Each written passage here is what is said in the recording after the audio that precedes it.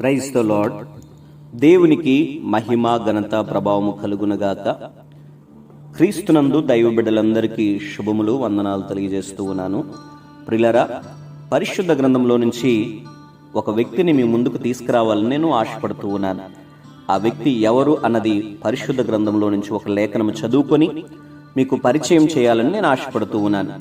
నిర్గమకాండము 31వ అధ్యాయము 1-2 వచనాలు మనము చూసినప్పుడు, మరియు యెహోవా మోషేతో ఇట్లనెను. దాని తర్వాత చూడుము, నేను యోదా గోత్రములో హూరు మనవడును ఊరు కుమారునైన బెసలేలు అను పేరు గలవానిని పిలిచితిని. Praise the Lord. ఇక్కడ మనం చూస్తూ ఉన్నాం, ఒక నామకరణం ఇక్కడ ప్రభువారు మనకు పరిచయం చేస్తూ ఉన్నారు. ఒక క్యారెక్టర్ని ప్రభువారు మన ముందుకు తీసుకువస్తున్నారు. ఆ క్యారెక్టర్ ఎవరయ్యా అనంటే బెసలేలు. బెసలేలు. నా ప్రియులారా, పరిశుద్ధ గ్రంథంలో రాయబడిన కొంతమంది వ్యక్తుల జీవితాలను మనము పరిశీలించినప్పుడు ఎలా జీవించాలి, ఎలా జీవించకూడదు అనే విషయాలు మనకు నిశ్చయముగా తెలియజేయబడుతూ ఉంటాయి. ప్రభువారు అందుకే ప్రతి ఒక్క క్యారెక్టర్ను కూడా, ప్రతి ఒక్క మనిషి జీవితాలను కూడా తేట తెలివిగా ఒక్కొక్క జీవితాన్ని ఆయన విశదీకరించి మనకు దృష్టాంతరములుగా ప్రభువారు ఉంచారు. ప్రియులారా, పరిశుద్ధ గ్రంథం ఫర్ ఎగ్జాంపుల్ మనం చూసినట్లయితే లోతు భార్యను మనం చూసినప్పుడు అలా జీవించకూడదు అని, గేహాజీ గారి జీవితాలను మనం చూసినప్పుడు అలా జీవించకూడదు అని మనము అర్థం చేసుకోవచ్చు. అలాగే ఆ మాటలు చదువుతున్నప్పుడు మనకు అర్థమవుతూ ఉంటుంది. అయితే ఇప్పుడు మనము ధ్యానించబోతున్నటువంటి ఈ బెసలేలు జీవితంలో నుంచి కొన్ని ఆధ్యాత్మిక విషయాలను మనము తెలుసుకోవాలి, నేర్చుకోవాలి కూడా. ప్రియులారా, ఇతని గురించి నిర్గమకాండం 31వ అధ్యాయము 1 నుంచి కానీ కొన్ని విషయాలు మనము చదవగలిగితే నిశ్చయముగా సర్వశక్తుడు, పరిశుద్ధుడు, మహోన్నతుడైన దేవుడు మనుష్యుల మధ్యలో నివసించాలని భక్తుడైన మోషేతో ప్రత్యక్ష గుడారమును నిర్మించమని ఆయన చెప్పినప్పుడు వాటి కొలతలు, వాటి యొక్క నమూనాలు మోషే గారికి తెలియజేస్తాడు. అయితే ప్రత్యక్ష గుడారంలో ఉన్నటువంటి వస్తువులను అలాగే సామాగ్రిని తయారు చేయడానికి మాత్రము దేవుడు ఒక వ్యక్తిని ఎన్నుకోవడం జరుగుతూ ఉంది. ఆ వ్యక్తి ఎవరో కాదు, ఈ బెసలేలు అనే వ్యక్తే. ఈ బెసలేలు అనే వ్యక్తినే దేవుడు ఆ వస్తువులను, ప్రత్యక్ష గుడారంలో ఉన్నటువంటి వస్తువులను అలాగే సామాగ్రిని తయారు చేయడానికి ఎన్నుకున్నటువంటి వ్యక్తి బెసలేలు గారు. Praise the Lord. దేవునికి మహిమ కలుగునగా. అయితే నా ప్రియులారా, ఈ బెసలేలు గురించి మనము పరిశుద్ధ గ్రంథంలో చూస్తే ఈ బెసలేలు ఒక యోధా గోత్రికుడు అని మనము చూడొచ్చండి. ఇతడు యోధా గోత్రానికి చెందినవాడని, అలాగే నా ప్రియులారా, యోధా గోత్రము ఇశ్రాయేలులో 12 గోత్రాల్లో కూడా ఈ యోధా గోత్రము చాలా ప్రత్యేకించబడింది, శ్రేష్టమైనదని కూడా మనం చెప్పుకోవచ్చు. అంటే యోధా అనే వ్యక్తిలో నుంచి ఈ యోధా గోత్రం వచ్చిందని తేట తెలివిగా మనకు తెలుస్తూ ఉందండి. అంటే ఈ యోధా ఎవరు అని అంటే యాకోబు, లేయాలకు పుట్టినటువంటి 4వ సంతానం ఈ యొక్క యోధా గారు. అంటే ఈ యోధా గోత్రికుడు, ఈ గోత్రంలో నుంచి వచ్చినవాడు ఈ బెసలేలు గారు.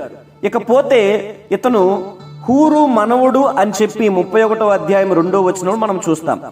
భక్తుడైన మోషే కాలంలో హూరు 2వ సందర్భంలో దేవుని సేవకు ఉపయోగపడ్డటువంటి వ్యక్తి అని పరిశుద్ధ గ్రంథంలో మనం చూస్తాము. హూరు, అహరోనులు అని పరిశుద్ధ గ్రంథంలో పలుమార్లు అక్కడ రాయబడి, అంటే 2వ సందర్భంలో దేవుని సేవకు ఉపయోగపడ్డాడు. అటువంటి ఆ వ్యక్తి యొక్క మనవడు ఈ బెసలేలు గారు. ప్రియులారా, ఇశ్రాయేలులకు అమాలేయులకు మధ్య యుద్ధం జరుగుతున్న సమయంలో మోషే కొండపైకి ఎక్కి ప్రార్థించుచున్నప్పుడు మోషే చేతులు బరువైనప్పుడు ఆ బరువైన చేతులు కిందకు దిగుతూ ఉంటే అప్పుడు మోషే చేతులు కింద పడకుండా అహరోను, హూర్లు ఆదుకుంటారండి. ఆ హూరే ఈ యొక్క బెసలేలు యొక్క తాతగారు అని కూడా మనం చెప్పుకోవచ్చు. అంటే పరిశుద్ధ గ్రంథంలో హూరు మనవుడు బెసలేలు అని రాయబడి ఉంది. అందుకే ఈ హూరు గురించి మీకు పరిచయం చేస్తున్నాను. ప్రియులారా, ఇకపోతే నా ప్రియులారా, మోషే 40 దినాలు దేవునితో సహవాసం చేయడానికి సీనాయి కొండపైకి వెళ్ళినప్పుడు అప్పుడు మోషే ప్రజలతో, మీరు ఎవరికైనా వ్యాజ్యము ఇంకా ఏదైనా సమస్య ఉంటే మాతో పాటు అహరోన్లు, హూర్లు కూడా ఉంటారు, కాబట్టి వారికి తెలియజేయండి అని చెప్పినప్పుడు కూడా ఆ సందర్భంలో కూడా మనం చూస్తాం.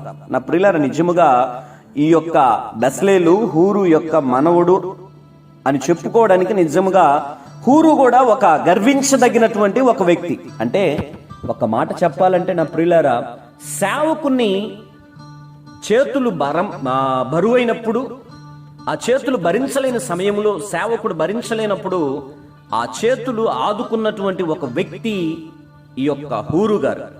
ఆయన యొక్క మనవడు అనడంలో నిజముగా బెస్లేలుకి ఒక గర్వకారణమే అని మనం చెప్పుకోవచ్చు. నా ప్రియులారా, ఈ హూరు అనే పేరుకు నిజముగా ప్రకాశము అని అర్థం. హూరు అనే మాటకు ప్రకాశం అని అర్థం. నా ప్రియులారా, నిత్యముగా హూరు గురించి చెప్పాలంటే చాలా చాలా ప్రాముఖ్యమైన విషయాలండి. ఈ దినాలలో హూరు లాంటి వ్యక్తులు ఉంటే బాగుండు అని అనిపిస్తుంది కొన్ని సందర్భాల్లో సంఘములో. ఎందుకనంటే సేవకుడే అంత భారమును సంఘమును, అలాగే ఆ సంఘ విశ్వాసుల యొక్క భారములను, సంఘమునంతా సేవకుడే మోస్తూ ఉంటాడు. అంటే సేవకుని యొక్క భారమును తగ్గించే వ్యక్తులు లేరు.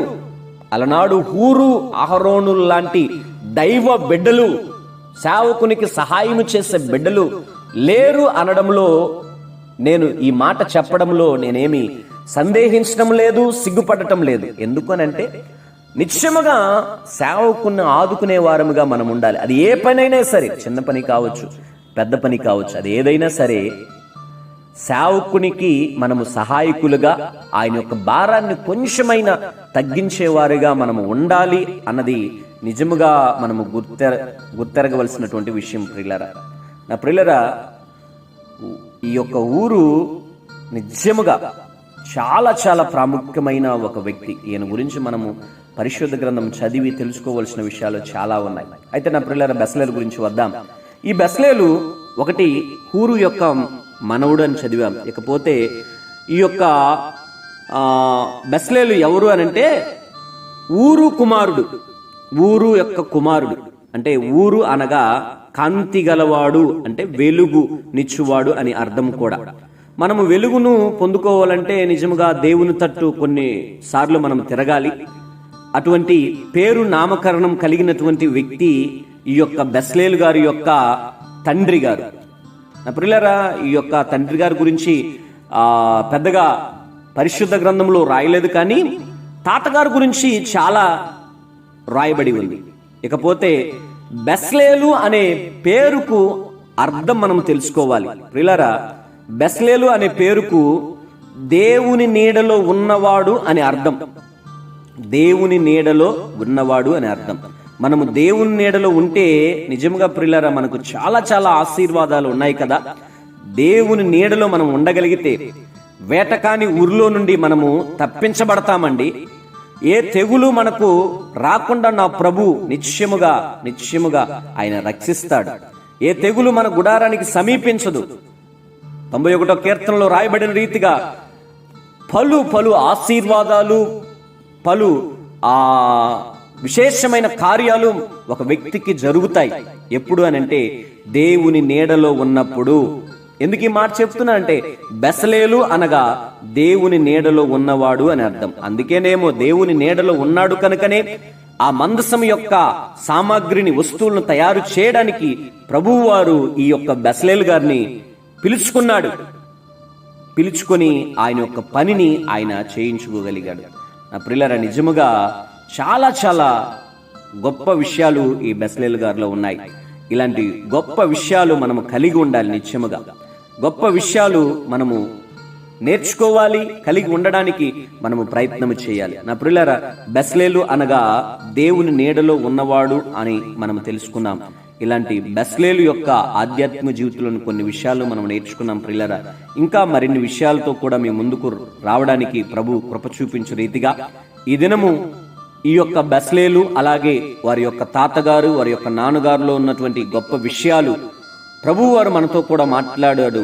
అలాంటి భక్తి జీవితాన్ని మనము కూడా చేసి అలాంటి భక్తి జీవితంలో ముందుకు కొనసాగింప చేసుకోవడానికి దేవుడు కృప చూపించే రీతిగా బెస్లేలు ఎలాగైతే దేవుని నీడలో ఉన్నాడో అదే రీతిగా ఆ సర్వోన్నతుని యొక్క, ఆ మహోన్నతుని యొక్క నీడలో మనం ఉండి, నా ప్రభు ఇస్తున్నటువంటి ప్రతి ఆశీర్వాదపు వచనాలు మనం తీసుకొని మన యొక్క భక్తి జీవితాన్ని ముందుకు కొనసాగింప చేసుకుందాం. నిశ్చయముగా నా ప్రభు మనలందరినీ, మన 50 మందిని ఆశీర్వాద పదములు ఆయన నడిపిస్తాడు. నడిపించడానికి ఆయన సమర్థవంతుడు అన్నది నీవు ఏనాటికి నీ విశ్వాసం కోల్పోకుండా నిత్యముగా నమ్ముదాం, విశ్వసిద్దాం. నా ప్రభు నిత్యముగా మన జీవితాలను అదే పదములు, ఆశీర్వాద పదములు నా ప్రభు నడిపిస్తాడు. అటు కృపా సమాధానములు నా దేవుడు సియోనులో నుంచి మన 50 మందికి ఆయన దయచేయునుగాక. ఆ దేవుని యొక్క కృప మన 50 మందికి తోడుగా ఉండి నడిపించునుగాక. ఆమేన్, ఆమేన్. God bless you.